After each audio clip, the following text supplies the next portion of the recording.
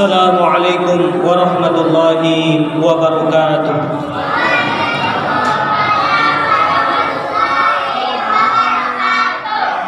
Alhamdulillah, wassalatu wassalamu ala rasulillah Sayyidina wa maulana Muhammad ibni Abdillah wa ala alihi wa sahbihi wa mawalah, amma ba'd.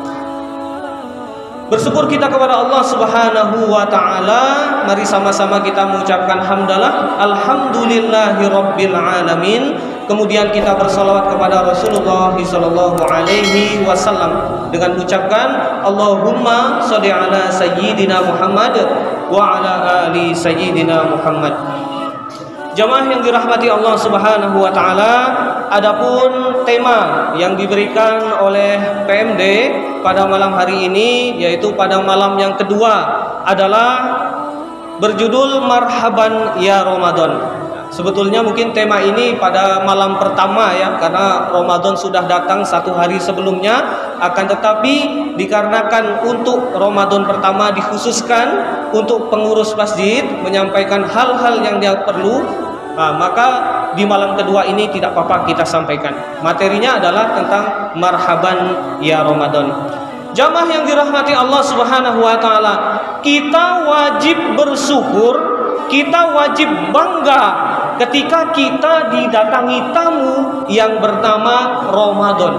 Kita wajib bersyukur jamaah yang dirahmati Allah Subhanahu wa taala. Kita wajib bangga. Kenapa?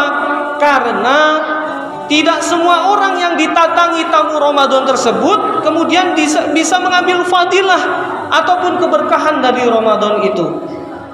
Dalilnya adalah di dalam Quran surah Al-Baqarah ayat 183. Itu adalah ayat yang sangat masyhur jamaah yang dirahmati Allah. Ayat yang sangat terkenal sehingga kita rata-rata semua hafal. A'udzubillahi minasyaitonirrajim. Bismillahirrahmanirrahim. Ya ayyuhalladzina amanu kutiba alaikumusiyam kama kutiba alal ladzina min qablikum la'allakum tattaqun.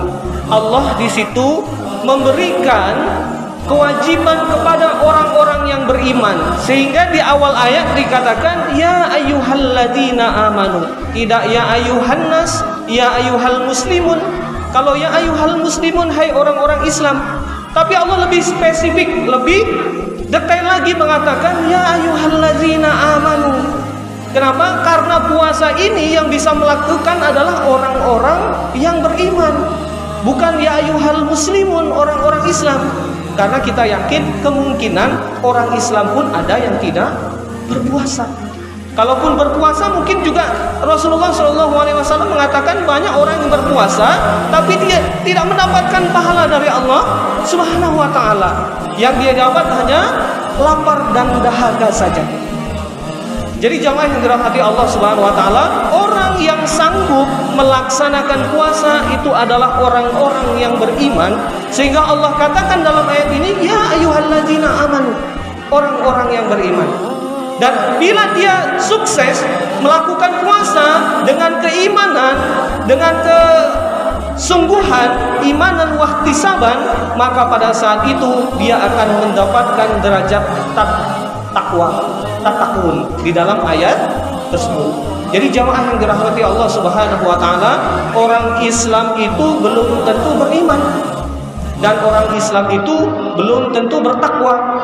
Maka dari itu ayat ini khusus untuk orang-orang yang beriman. Mudah-mudahan kita termasuk ke dalam golongan orang-orang yang beriman dan bertakwa kepada Allah Subhanahu wa taala dengan cara melaksanakan puasa ini dengan imanan wahtisaban.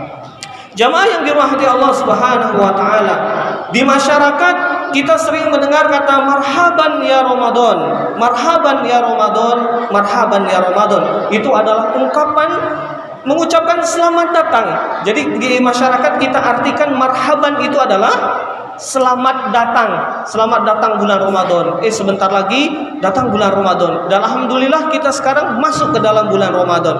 Akan tetapi perlu diketahui jamaah yang dirahmati Allah Subhanahu wa taala, marhaban ya Ramadan ataupun marhaban itu memiliki arti yang lebih spesifik, lebih detail lagi. Bukan hanya sekedar selamat datang, akan tetapi marhaban itu memiliki arti meluaskan atau melapangkan.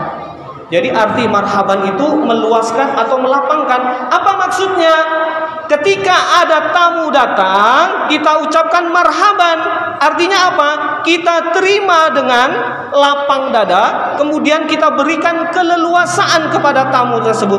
Misalkan ada orang bertamu ke tempat kita, kewajiban tuan rumah adalah kalau orang itu menginap, maka memberikan tempat, makan dan lain sebagainya selama 3 hari. Itu kewajibannya.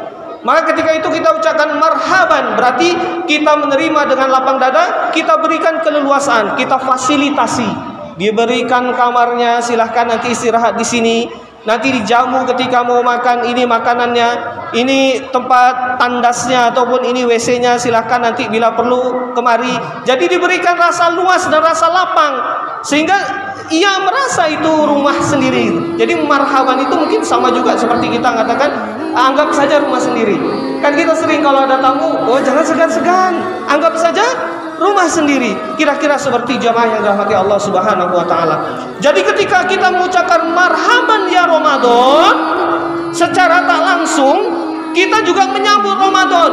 Saya menyambut dengan lapang dada, saya menyambut dengan kesungguhan, saya menyambut dengan betul-betul ingin mendapatkan ridho Allah, rahmat Allah di dalam Ramadan ini. Maka ketika kita mengucapkan marhaban ya Ramadan, berarti kita harus sudah siap. Salah satu bukti kesiapan kita adalah dengan berpuasa, dan juga pada malam hari ini bukti bahwasanya kita menyambut Ramadan, yaitu melaksanakan qiyamul lail. Bahkan di dalam hadis Nabi SAW dikatakan, man qama ramadhana imanan wa ihtisaban ughfira lahu ma taqaddama min dzambih. Siapa yang mendirikan malam-malam Ramadan, ya qiyamul lail, termasuk juga salat tarawih insyaallah, termasuk qiyamul lail, mendirikan malam-malam Ramadan, insyaallah nanti akan dihapuskan dosa-dosa yang terdahulu. Jamaah yang dirahmati Allah Subhanahu wa taala. Kemudian ada juga istilah selamat datang yang mirip ataupun sinonim dengan marhaban, yaitu ahlan wa sahlan. Tapi kita tidak pernah mendengar di masyarakat kemudian kita ucapkan ahlan wa sahlan ya Ramadan, tak pernah. Selalu marhaban ya Ramadan. Ini juga mirip-mirip artinya, jamaah yang dirahmati Allah Subhanahu wa taala. Ahlan wa sahlan itu dari kata ahlannya adalah ahlun, keluarga. Sedangkan wa sahlan itu dari kata sahlun, artinya adalah kemudahan. Jadi ketika ahlan wa sahlan, keluarga dan kemudahan. Apa maksudnya? Bahwasanya ketika tamu datang, maka anggap seperti keluarga sendiri, kemudian diberikan kemudahan. Termasuk tadi difasilitasi dan lain sebagainya. Akan tetapi para ulama mengatakan yang lebih cocok untuk menyambut Ramadan adalah dengan ucapan marhaban. Marhaban ya Ramadan. Makanya di spanduk-spanduk di jalan-jalan atau di masjid biasanya untuk menyambut Ramadan, marhaban ya Ramadan. Jadi para ulama juga seperti itu, menggunakan marhaban ya Ramadan. Jamaah yang dirahmati Allah Subhanahu wa taala, kita wajib bersyukur, kita wajib bangga dengan masuknya bulan Ramadan ini. Bahkan Allah sampaikan umur kita terhadap bulan Ramadan ini. Karena jamaah yang dirahmati Allah, di bulan Ramadan ini juga banyak peristiwa yang terjadi di masa yang lalu. Terjadinya di bulan Ramadan. Seperti apa itu? Yang pertama mungkin kita bila melihat sejarah, Rasulullah Sallallahu Alaihi Wasallam ketika itu berkhulwat, menyendiri di Gua Hira. Mungkin masih ingat jamaah yang dirahmati Allah Subhanahu wa taala. Ketika Rasulullah sudah semacam bosan melihat kemaksiatan orang-orang Quraisy yang menyembah berhala, mengubur anak hidup-hidup apabila anaknya perempuan, maka mulai ingin menyendiri biar tenang. Pada saat itu Rasulullah Shallallahu Alaihi Wasallam menyendiri di Gua Hira, dan itu juga terjadi dalam bulan Ramadan. Kemudian ada peristiwa perang, yaitu perang Badar, jamaah yang dirahmati Allah Subhanahu wa taala. Perang Badar terjadi pada bulan Ramadan juga. Saat itu pasukan muslim berjumlah 313 versus pasukan Quraisy kafir berjumlah 915. 50% selisihnya, tidak imbang, tapi pasukan muslim menang dengan korban jiwa 14 syuhada, syahid. Orang Islam meninggal 14. Ketika itu orang kafir yang 915 meninggal 70. beserta tawanan. Jadi Allah berikan kemenangan padahal sedang puasa jamaah yang Allah Subhanahu wa taala. Kondisi sedang puasa. Jadi gak ada alasan bagi kita ketika puasa lemas dan sebagainya. Rasulullah berperang. Kemudian selanjutnya ada juga peristiwa Fathul Mekah, penaklukan Mekah. Ketika Islam sudah berkembang, Rasulullah pergi ke Mekah dengan membawa 10.000 pasukan dari Madinah. Orang Mekah yang tinggal jumlahnya sedikit yang belum masuk Islam, mereka gentar, oh jangan-jangan dibunuh nanti oleh pasukan Rasulullah. Ternyata tidak. Pada saat itu orang Mekah menuju ke Ka'bah dari 4 penjuru pintu gerbang Mekah. Sehingga pada saat itu dihancurkan 360 patung yang ada di Ka'bah. Sehingga dihancurkan. Pada saat itu Rasulullah katakan telah datang kebaikan dan telah hancur kebatilan, yaitu tidak ada lagi orang yang menyembah berhala. Itu juga bulan Ramadan, jamaah yang dirahmati Allah Subhanahu wa taala. Bahkan yang berkaitan dengan negara kita ini mungkin jarang juga kita mengetahui ini. Dibacakannya proklamasi kemerdekaan Indonesia itu dibacakannya adalah tanggal 9 Ramadan, bulan puasa juga. Teks proklamasi oleh Soekarno-Hatta itu tanggal 9 Ramadan. Jadi sedang puasa juga jamaah yang dirahmati Allah Subhanahu wa taala. Jadi patutlah kita berbangga ketika kita sampai di bulan yang penuh berkah ini. Jamaah yang dirahmati Allah Subhanahu wa taala, nabi terdahulu mereka juga berpuasa. Akan tetapi puasa nabi terdahulu tentunya berbeda syariatnya dengan Nabi Muhammad SAW. Nabi Adam juga berpuasa, jamaah yang dirahmati Allah. Ketika Nabi Adam bertemu dengan Siti Hawa, pada saat itu dipisahkan, diturunkan ke dunia dan mereka akhirnya bertemu, yaitu pada tanggal 10 Ramadan. Kemudian Nabi Adam juga berpuasa. Nabi Yunus ditelan ikan selama 3 hari, ada yang mengatakan 7 hari. Di dalam perut ikan juga berpuasa. Kemudian meminta maaf kepada Allah, meminta ampun kepada Allah. La ilaha illa anta subhanaka inni kuntu minaz zalimin, kata Nabi Yunus alaihissalam. Kemudian dimuntahkan sehingga terdampar di tepi pantai.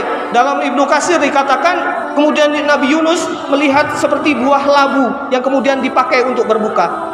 Jadi jangan menyepelekan buah labu, jamaah yang dirahmati Allah Subhanahu wa taala. Nabi Yunus berbuka dengan itu. Kita kadang sepele, labu, pisang seperti makanan yang tak istimewa gitu. Padahal dulu Nabi Adam alaihissalam turun ke dunia, kemudian rindu dengan buah-buahan surga, berdoa kepada Allah Subhanahu wa taala, "Ya Allah, saya rindu dengan makanan surga yang dulu, minta kirim. Boleh nggak dikirim?" Akhirnya dikirim, turun malaikat Jibril alaihissalam. Apa yang dibawa buahnya, jemaah Allah? Yang dibawa adalah buah pisang. Mungkin berbeda rasanya, wallahu a'lam. Tapi buah pisang itu adalah salah satu buah surga juga. Jemaah yang dirahmati Allah Subhanahu wa taala, nabi-nabi terdahulu kalau kita lacak mereka juga berpuasa. Yang paling terkenal sampai sekarang syariatnya juga ada pada syariat Nabi Muhammad SAW adalah puasa Daud. Pernah dengar jemaah yang dirahmati Allah? Puasa Daud yang sehari puasa, sehari tidak, sehari puasa, sehari tidak, sehari puasa dan seterusnya. Demikianlah jemaah yang dirahmati Allah Subhanahu wa taala. Mudah-mudahan kita termasuk orang yang berbahagia dengan datangnya Ramadan ini, karena Ramadan itu adalah khusus untuk orang yang beriman. Dan mudah-mudahan kita bisa mengambil manfaat ataupun berkah dan fadilah dari bulan Ramadan yang mulia ini. Demikian, mohon maaf atas segala perhatian dan terima kasih atas perhatiannya. Mohon maaf atas segala kesalahan. Afwan minkum, billahi taufik wal hidayah. Wassalamualaikum warahmatullahi wabarakatuh.